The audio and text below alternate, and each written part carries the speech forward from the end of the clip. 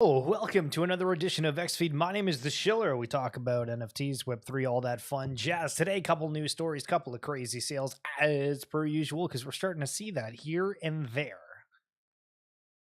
Nice. It's good when we see some upward momentum on things. But let's kick things off. So there was this article that came out, and I just want to read the specific line from it. During the perceived collapse, NFTs have remained resilient, particularly within the gaming industry, where some traditional video game companies see the industry more as a technology that improves gaming rather than just a case of buying and selling profile picture NFTs. Isn't that phenomenal? It's really all about the narrative. And I think when we look at it on a bigger scope, it's more than just Bitcoin. If we were going to have the argument around Bitcoin right now, do you think that Bitcoin having a high price is needed for digital assets to succeed? I think that it helped, or maybe it was even needed before. But I think now digital assets are bigger than Bitcoin, even though that it started with it. But just a little bit of food from thought. Have a lot more to go through. Pleasure having you guys here. Visa unveils platform for tokenized digital asset management. Now, apparently, this is just in its sandbox phase, but it's going to have stable coins, CBDCs. If you're in the Futureverse ecosystem, it's kind of interesting. Sorry, I didn't realize that wasn't showing the right way. Auto having Ripple custody as a part of it. What does it look like? Who's going to win? Is it actually a Visa-backed platform where people go to interact in crypto on a mass scale, somewhat like Base? Is it on Base? How does it work? We'll have to wait and see. But more and more big players from other parts of the globe, maybe not where you're from, maybe you are, but these headlines are awesome. Poland, not Poland. Poland's second largest bank chooses Elf Zero to tokenize historical art. Now, I'm not really sure what Elf Zero is, but either way, we got a big bank tokenizing something. And then on the flip side, we go to the US of A, and oh my goodness, SEC files appeal in Ripple case putting XRP ETF on hold. So the other day, there was all this news and excitement around XRP getting an ETF potentially, and then immediately shut down. That's tough. That's what I call tough. So yesterday we highlighted this game called Seraph. Had like 2 million in sales. Looked pretty good. But it was like almost too similar to what Diablo, Path of Exile, some of the other dungeon type games. And I noticed this comment from Empire of Sight saying you legit just downloaded a private server and reskinned it for Web3. Wait for the lawsuits.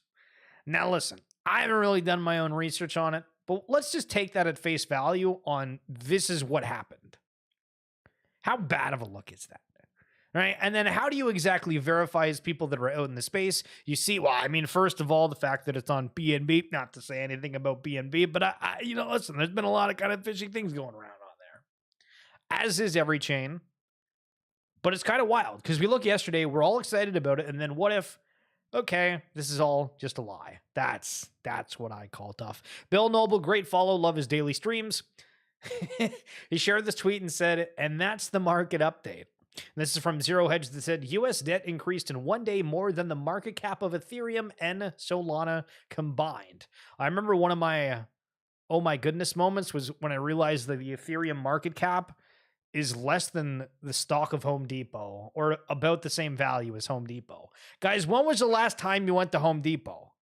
I mean, you might have gone the other day. But is it as valuable as Ethereum? Maybe. Dan Tepiro with the phenomenal post, keeping on kind of this bullish vibes here. How early is it for Bitcoin? Hong Kong equity markets gets a whiff of potential Chinese government stimulus and goes up 20%, adding about $5 trillion in value in 10 days. That's 2x the value of the entire digital asset ecosystem built over the past 14 years. Man, these headlines, these perspectives, oh, we love it. Now, this is really, really cool. So I think Tybo originally found this clip, but shout out to Blocks for posting this on the timeline. But if you don't know who Tim Sweeney is, he is the man over at Epic Games. You might be familiar with Epic Games for a number of different reasons, but he mentioned something specifically in here about the metaverse. But as an industry-wide effort, and we're participating in standards bodies like the Metaverse Standards Forum and Kronos Group to define standards applicable to all engines and all digital content creation tools.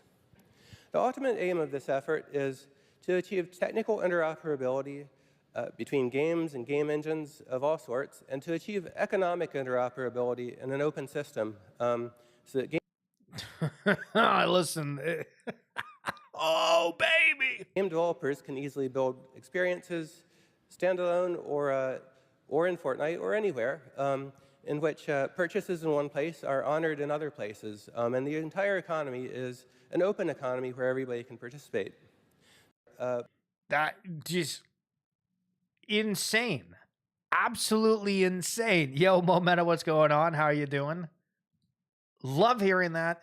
Going over to some of the other tweets from Block's post, working with the Metaverse Standards Forum, and these are just the things he's mentioned, but to recap, defining standards for all digital creation tools, technical interoperability between games and game engines, and I do think that it's kind of weird when we think about, like, sit back and say, okay, like, what is interoperability? Why would we care? But if one purchase is honored in one world compared to another, like, when you use that line, I'm like, okay, I'm starting to see it a little bit. Achieve economic interoperability in an open system. This is huge because that just means, well, digital assets and actual economy. You know, what does that involve? Purchases in one place are honored in another place, an open economy where everyone can participate. Love it, love it, love it. And shout out to Blocks for highlighting it. So this one's kind of wild, and maybe a reason why blockchain is here, because I don't know if this would happen on Top Shot if there was an automated system. But basically, if you don't know, Whatnot is a card breaking platform, essentially, where I could go on there and I could say, all right, I am going to break a card pack of NBA, soccer, MLB, whatever it be. You pay me and you get the cards from it, and people like the experience of, I don't know, just other people like opening packs, right? Like, it's kind of like going and watching a sporting event. If you really like collecting cards, we'll have somebody else do it, and it's kind of, you know, it's like a show, it's entertainment. And so I guess the other day there was a one of one for one of the young brilliant stars, Lamine Yamal, which is like the new Messi and Ronaldo. He's like 17, something insane, plays for Barcelona, really like talented player, but it was a one of one card that was pulled, and somebody from Whatnot that was streaming got lucky enough to have this pack that was open, but it was for somebody else, technically speaking, because they paid to get that card. But as soon as they pulled the card, I guess the guy freaked out and turned everything off and refunded everybody that got into the break to try to keep that really expensive card, which would technically was purchased by somebody else. And then we can go into the arguments of refunds, yada. But this is a perfect example of the realm where blockchain can make a difference. If you see this Lamine Yamal select FIFA 1 of 1, please let me know. A Whatnot breaker hit it and refunding everyone in the break and shut down its account. Let's hope Whatnot comes through and makes it right. So then now we got a company that's kind of open, I guess kind of like Uber, you know, you have drivers come along that,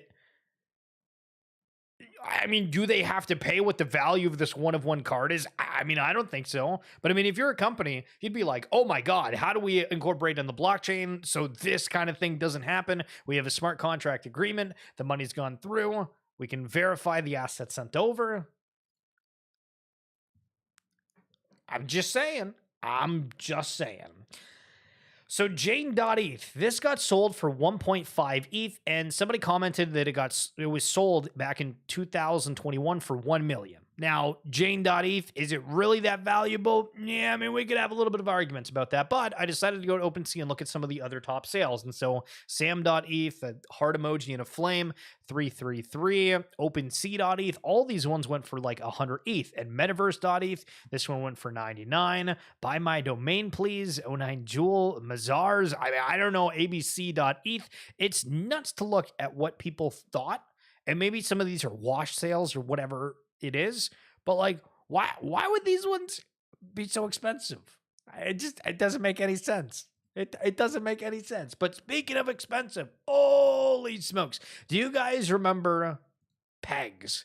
This was one in the collection from Matt Fury. If you don't know who Matt Fury is, if you know Pepe the Frog, basically he was the artist behind that.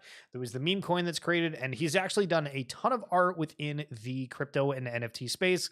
And his earliest renditions, these things were going for a ton of money. Not sure if you're able to see on the screen, but if not, most of these were going for around 60, upwards of 100 ETH, sometimes a lot more. And yeah, I definitely don't think that they are.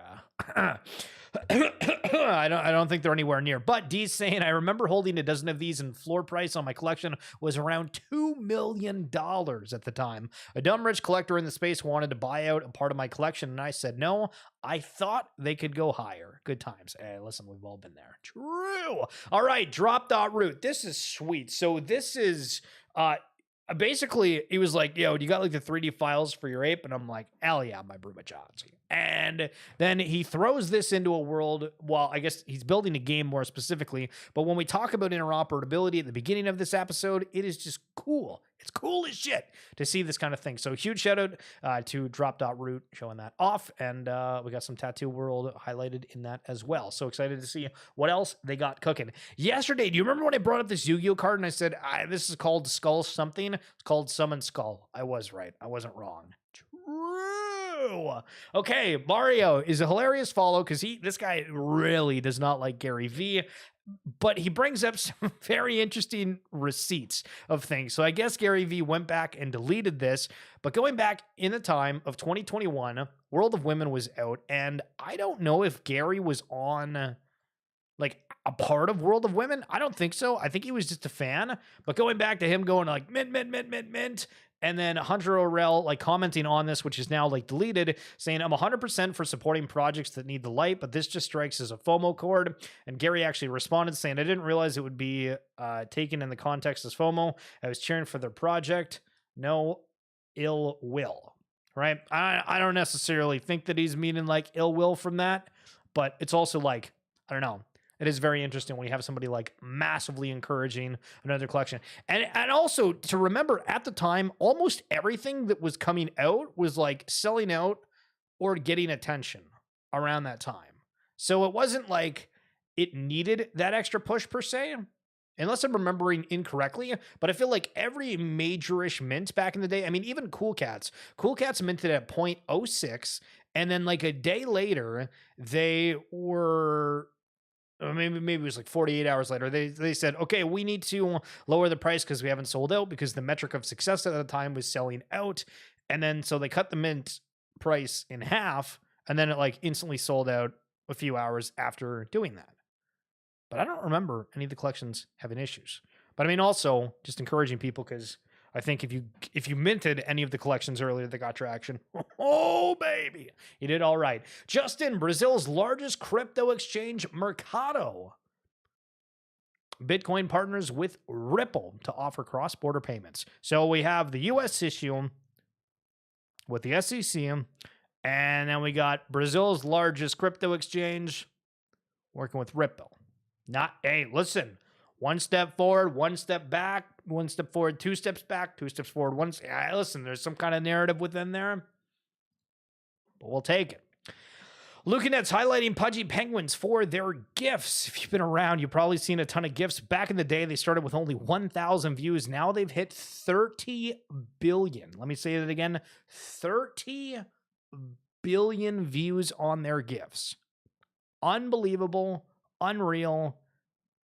And that just goes to show that if you have IP, people like, and I'm surprised that there's not more collections that go out and do things that are relatable, because everybody goes to find gifts to respond. Somebody says, hey, how's it going?